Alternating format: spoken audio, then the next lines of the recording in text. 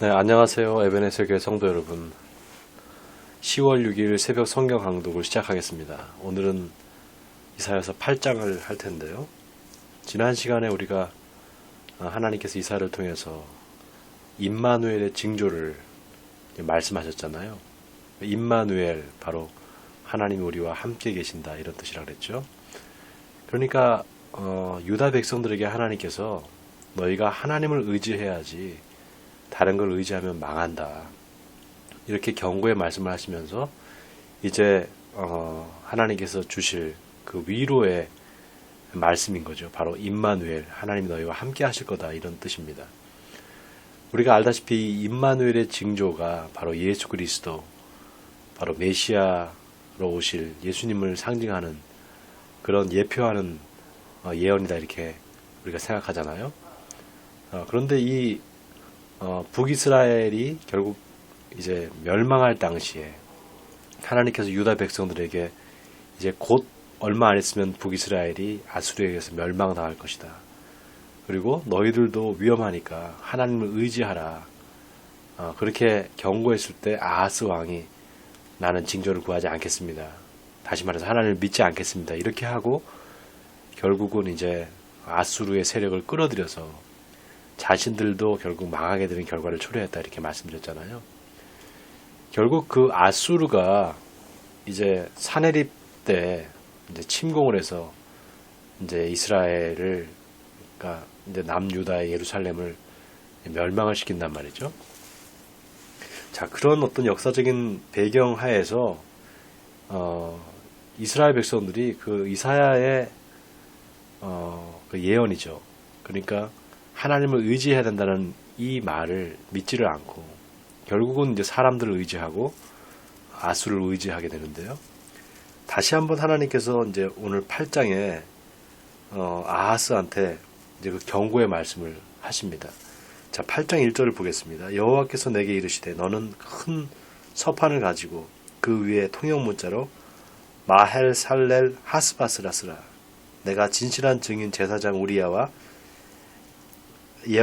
여베레기야의 아들 스가랴를 불러 증언하게 하리라 하시더니 내가 내 아내를 가까이 하매 그가 임신하여 아들을 낳은지라.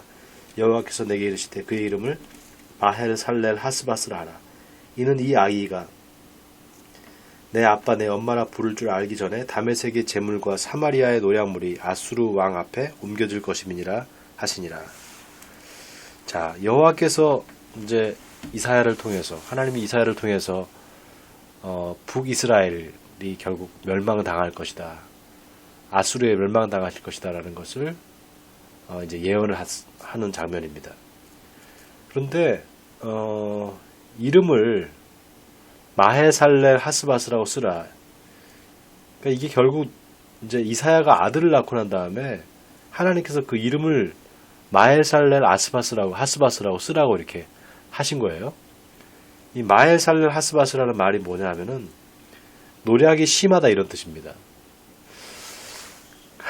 그러니까 여러분 한번 생각해 보세요. 아들을 낳았는데 걔 이름을 노략당할 거야 너는, 이렇게 이름을 짓는다고 생각해 보세요. 그래서 뭐 예를 들면 이 노략이다, 이런 말을 아들한테 이름을 붙인다고 한번 생각해 보세요. 말이 안 되는 얘기잖아요. 그러니까 하나님께서 그런데 그런 징조를 주시는 거예요, 이사야한테. 누가 봐도 저주의 말을, 자기 아들한테 이름을, 그 저주의 말로 이름을 짓는 거죠. 그러니까 사람들이 볼 때, 많은 사람들이 볼 때 그 아이 이름이 저주다, 예를 들면 노략을 당할 것이다, 노략이 심할 것이다, 이런 이름을 갖고 있다면 사람들이 생각하게 될 거 아니겠어요. 왜 이런 이름을 지었을까? 그러면 물어보지 않겠어요? 왜 이런 이름을 아들한테 이런 이름을 지었냐고. 그러면 이사야가 말하지 않았겠습니까? 하나님께서 곧 이제 이스라엘을 심판하셔서 북이스라엘이 멸망할 것이다. 그러니까 남유다 너희들도 하나님께 돌아와야 된다, 회개해야 된다, 이렇게 지금 메시지를 전하는 거죠. 이렇게 하나님의 그 예언의 말씀, 계시의 말씀은 어떤 한 사람을 통해서, 그 한 사람의 삶을 통해서 이제 드러납니다. 그리고 그 삶을 통해서 하나님께서 살아계시고 역사하신다는 사실을 보여주세요. 그러니까 이사야가 대표적인 경우인데요. 이사야는 하나님께서 하라는 대로, 그러니까 하나님이 그 계속해서 이제 선포하신 이스라엘 백성들에 대한 그런 경고와 심판의 말씀을 계속 몸으로 보여줍니다. 여기 나중에 뒤에 보면 뭐 수염을 반만 깎아라 뭐 이런 여러 가지 얘기도 나오는데요. 아들 이름을 마헬살렐 하스바스라고 지어라. 참 이거 비극이죠. 예. 아무튼 이사야는 그 하나님의 말씀에 충실하게 그 예언의 말씀을 전했습니다. 자, 그런데 이제 보세요. 5절에 여호와께서 다시 내게 말씀하여 이르시되 이 백성이 천천히 흐르는 실로아 물을 버리고 르신과 르말리아의 아들을 기뻐하느니라. 그러므로 주 내가 흉용하고 창이란 큰 하수 곧 아수르 왕과 그의 모든 위력으로 그들을 뒤덮을 것이라. 그 모든 골짜기에 차고 모든 언덕에 넘쳐 흘러 유다에 들어와서 가득하여 목에까지 미치리라. 임마누엘이여 그가 펴는 날 개가 내 땅에 가득하리라 하셨느니라. 여러분 여기 보세요. 여기 지금 실로아 물이라는 물이 나옵니다. 잔잔하게 흐르고 천천히 흐르는 실로아 물을 버렸다. 여기 실로아라는 게 여러분 실로암 여러분 들어보셨죠? 실로암 연못이 있잖아요. 그 실로암 연못이 어떤 뜻이 있냐면은 보내심을 받았다 이런 뜻이 있어요. 그러니까 하나님께서 이 실로아 물을 말씀하신 것은 하나님의 그 보호하심 가운데 유다 백성들이 살고 있다는 거예요. 그런데 그 하나님의 보호하심을 버려버리고 이제 누구를 기뻐하느냐, 누구를 의지하느냐, 흉용하고 창이란 큰 하수, 이거 누구를 얘기하느냐, 바로 아수를 얘기합니다. 여러분 잔잔히 흐르는 물과 막 그 흙탕물처럼 막 거세게 막 이렇게 내려오는 그런 물 중에 어떤 게 더 힘이 더 세 보입니까? 거칠게 막 확 콸콸 쏟아져 내려오는 그런 흙탕물이 더 힘이 세 보이잖아요. 근데 그렇게 힘이 세 보인다고 해서 그쪽으로 그거를 의지하면 어떻게 되겠어요? 거기에 쓸려 내려가 죽는 거죠. 지금 남유다의 백성들이 지금 북이스라엘이 멸망하는 걸 보면서 기뻐할 때가 아니에요. 지금 남유다가 친아수르 정책을 폈다 그랬잖아요. 그래서 앞에 르신과 그 베가가 연합군이 쳐들어와서 예루살렘을 점령하려고 하니까 아하스 왕이 이제 아수르를 끌어들여서 결국은 그 세력을 막았다 그랬잖아요. 그 전쟁을. 근데 결국은 어떻게 됩니까? 결국은 자기들이 그 아수르한테 먹히게 돼요. 지금 그 얘기를 하시는 겁니다. 그러면서 임마누엘 하나님이 너희와 함께 하신다는 이 사실을 믿어야 된다. 이거를 징조를 구하라 이렇게 말하는 거예요. 지금. 자, 계속해서 읽겠습니다. 9절입니다. 너희 민족들아 함성을 질러보아라. 그러나 끝내 패망하리라. 너희 먼 나라 백성들아 들을지어다. 너희 허리를 동이라. 그러나 끝내 패망하리라. 너희 허리에 띠를 띠라. 그러나 끝내 패망하리라. 너희는 함께 계획하라. 그러나 끝내 이루지 못하리라. 말을 해보아라. 끝내 시행되지 못하리라. 이는 하나님이 우리와 함께 계심이니라.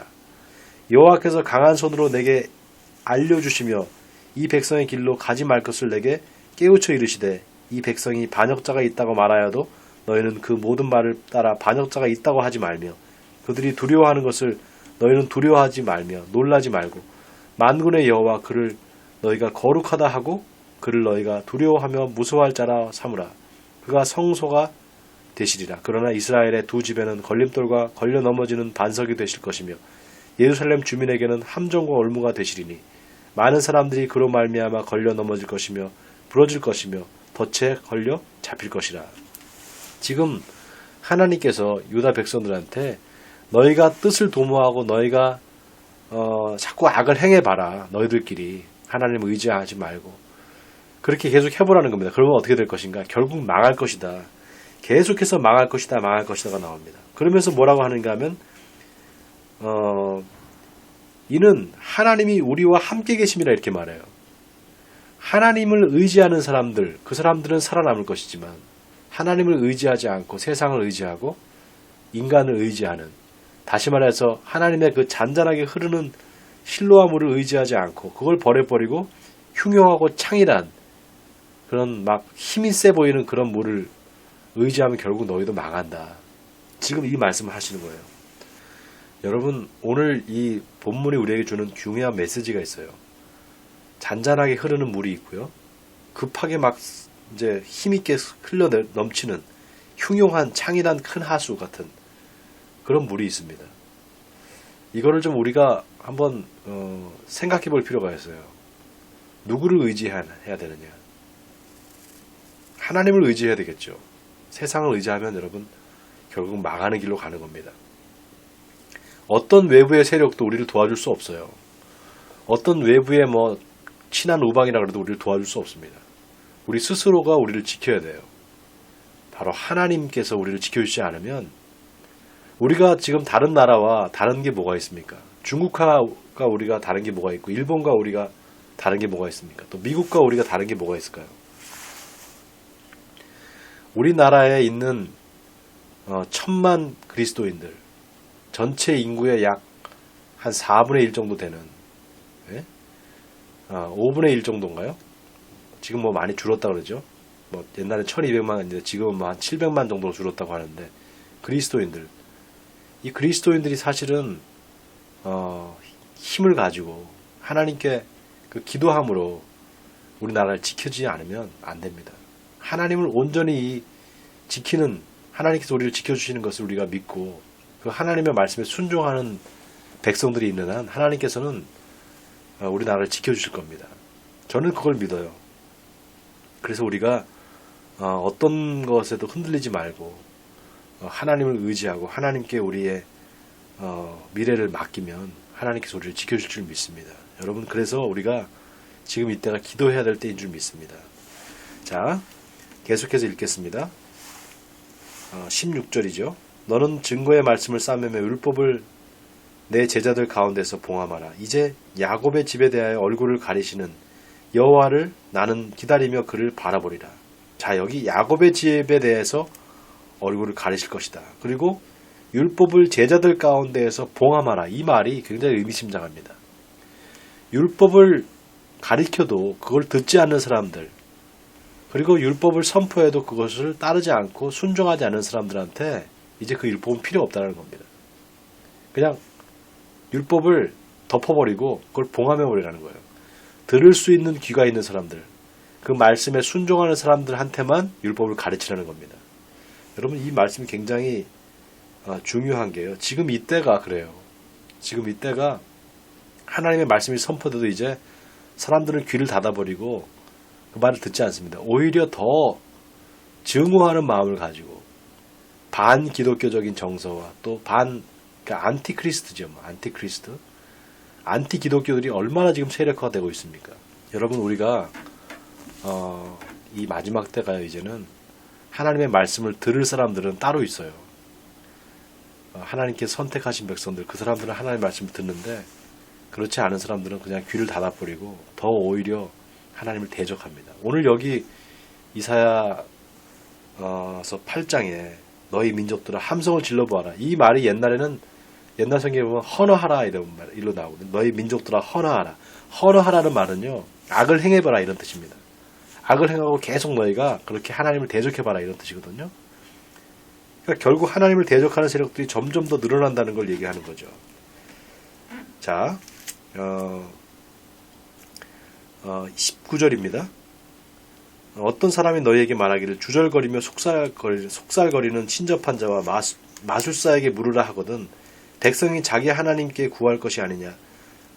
산 자를 위하여 죽은 자에게 구하겠느냐 하라. 마땅히 율법과 증거의 말씀을 따를지니 그들이 말하는 바가 이 말씀에 맞지 아니하면 그들이 정녕 아침빛을 보지 못하고 이 땅으로 헤매며 곤고하며 굶주릴 것이라.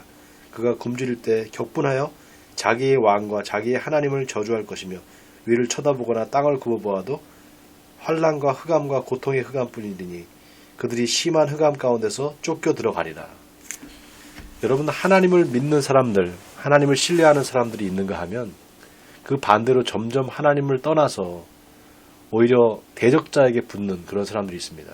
그래서 나라의 미래나 본인의 공동체의 미래나 개인의 미래를 하나님께 여쭙지 않고 하나님께 묻지 않고 점쟁이나 신접한 자들 찾아가서 자기 미래가 어떻게 될 건가 이런 거를 물어보는 점을 치는 사람들이 많아집니다.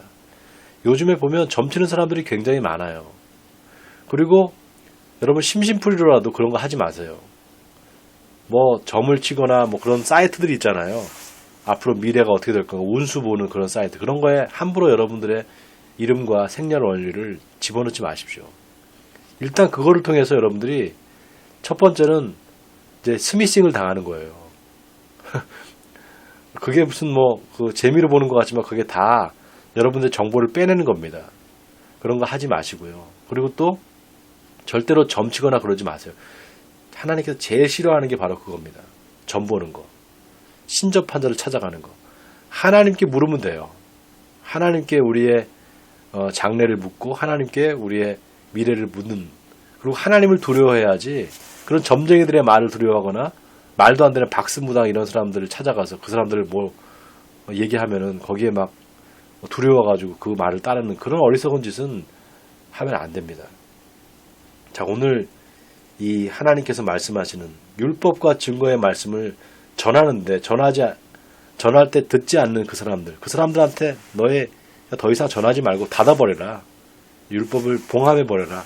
그리고 듣는 사람들한테만 그거를 가리켜라. 이 말씀을 여러분 깊이 새겨보시기 바랍니다. 지금 이때 마지막 때에는 이제 하나님께서 알곡과 가라지를 나누시는 때입니다. 그러니까 하나님의 타작마당에 이미 키질이 시작됐습니다. 이때 하나님의 말씀을 듣고 순종하는 사람들은 구원받을 것이고, 거기서 떠나서 대적하고 하나님을 대적하는 사람들, 결국은 마귀의 사탄의 종이 되는 사람들, 그런 사람들은 멸망당할 것입니다. 자, 오늘도 여러분 하나님 말씀을 기억하시고 오늘 이 이사야서 8장의 말씀을 묵상하시면서 하나님 말씀에 순종하시는 여러분 되시기 바랍니다. 그리고 오늘 하루도 그 말씀 안에 승리하시는 여러분 되시기를 주님의 이름으로 간절히 축원드립니다. 우리 기도하겠습니다. 하나님 아버지, 하나님께서 우리에게 징조를 보여주십니다. 멸망의 징조, 또 구원의 징조를 하나님께서 함께 보여주십니다. 마헬 살렐 하스바스라는 이름은 그 수탈과 고난이 심할 것이라는 하나님의 경고요 또 저주의 말씀이었다는 사실을 우리가 기억해 볼 때, 이사야가 자기 아들의 이름을 마헬 살렐 하스바스라고 짓고 많은 사람들이 그 이유를 물었을 때 하나님의 심판이 임할 것이다, 그러니 회개하고 돌아오라고 그 선포했을 이사야를 생각해 봅니다. 아버지 하나님, 이 마지막 때 이 혼란한 한국에서 지금 국제정세와 또 여러 중국과 일본, 미국, 러시아 이런 열강 사이에 쌓여서 아버지 어디를 가야 할지를 모르는 우리 대한민국의 이 미래를 위해서 아버지 하나님, 우리 예수 믿는 사람들이 어찌해야 될까 먼저 하나님께 묻고 하나님께 기도해야 될 줄 믿습니다. 바로 나라와 민족을 위해서 우리 1000만 그리스도인들이 하나님 앞에 엎드려 기도해야 될 줄 믿습니다. 아버지 하나님, 오늘도 우리 예수 믿는 사람들, 하나님의 자녀들은 하나님의 말씀에 순종하는 삶을 살아서 하나님께 칭찬을 듣고 결국 남은 자가 되어서 하나님의 구원에 이르는 우리 모든 에베네셀 교회 성도들이 다 되게 해주시옵소서. 이 모든 말씀을 주 예수 그리스도의 이름으로 기도하옵나이다. 아멘. 여러분 오늘 하루도 말씀 안에서 승리하시는 여러분 되시기를 바랍니다. 화이팅입니다.